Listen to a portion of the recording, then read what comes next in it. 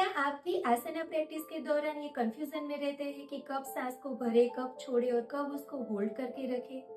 यदि हाँ, तो यहाँ पर बताए गए इन सिंपल रूल्स को एक बार जरूर से जान ले ताकि आपको ब्रीथ रिगार्डिंग कोई भी कंफ्यूजन ना रहे। रूल नंबर 1 है इनहेल व्हाइल बैकवर्ड बेंडिंग। यानी कि जब कभी भी आप अपनी चेस्ट को ओपन करते हैं, लंग्स को एक्सपांड करते हैं और पीछे झुकने का अभ्यास करते हैं, तब आपको सांस को अंदर भरते हुए उस पोजीशन को लेना चाहिए।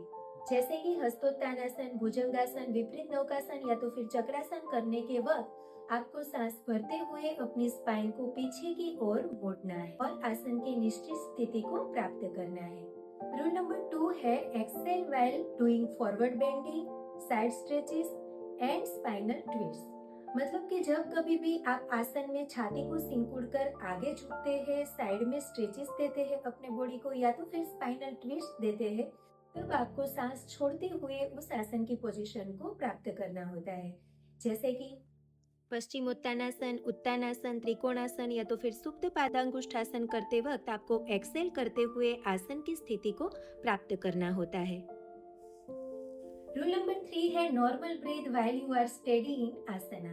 यानी कि जब कभी भी आप आसन की निश्चित स्थिति को प्राप्त कर लेते हैं और कुछ समय तक उसी स्थिति में स्थिर रहते हैं, उस समय के दौरान आपको नॉर्मल ब्रीथ लेते रहना है। फॉर एग्जाम्पल, एक्सेल करते हुए आगे झुके और पश्चिम उत्तानासन की पोजीशन ले। अब 50 से 60 सेकंड तक इसी स्थिति में स्थिर रहे और नॉर्मल ब्रीथ करते रहे।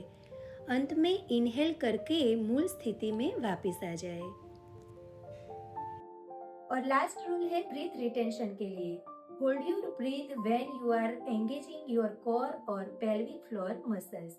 यानी कि जब कभी भी आप अपने एब्डोमेन को या तो फिर पेल्विक फ्लोर को टाइट करते हैं या तो फिर एंगेज करते हैं, उस अवस्था में आपको ब्रीथ को होल्ड करके रखना है। जैसे कि कैगल एक्सरसाइज या कुक्कुट आसन करते वक्त जब हम कोर और पेल्विक फ्लोर के मसल्स को कॉन्ट्रैक्शन देते हैं, तब उस अवस्था में हमें क्षमता अनुसार अपनी सांसों को रोक कर रखना चाहिए।